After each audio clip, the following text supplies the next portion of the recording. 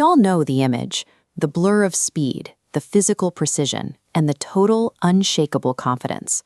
When we see someone perform at this level, we assume they possess a rare, innate gift, a biological advantage that remains out of reach for the average person. This assumption allows us to consume the highlight reels and the movies, while ignoring the thousands of hours of quiet, unremarkable friction required to build them. Greatness functions as a strict economic transaction, bought day by day through a ledger of repetitive personal choices. Understanding how a legend is actually constructed requires us to look past the fame and audit the 3 specific currencies Bruce Lee paid to get there. The first payment is physical. Mastery requires the deliberate, daily surrender of ease in exchange for friction. While his peers were resting, Lee was in a training hall at dawn, demanding his body execute this same strike for the 1,000th time. He prioritized the exhaustion of improvement over the comfort of a routine. A standard athlete might drill until they get a movement right. Lee repeated his drills until his body could not physically get them wrong, logging a volume of unseen repetitions that went far beyond typical training schedules. The legendary output we see on screen was built in those quiet micro-moments, the specific seconds when quitting was the most logical and comfortable option. Physical repetition only yields results when it is directed. The second cost is intellectual. In the mid-20th century, martial arts traditions offered a safe, clear set of rules. Lee chose to walk away from these established structures to test unproven personal ideas. Leaving that system meant abandoning his cultural safety net.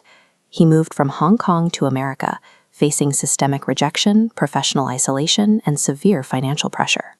Engineering a new methodology requires shattering a straight, secure line of tradition and stepping into the chaos of experimentation to find a new, fluid thread. True innovation requires paying the price of total uncertainty and accepting that public failure is a high probability. The highest cost of mastery is psychological, the total, daily surrender of the ego. Expertise contains a trap. The moment a master believes they have nothing left to learn, their practice immediately stagnates. To avoid this, Lee ruthlessly studied outside disciplines.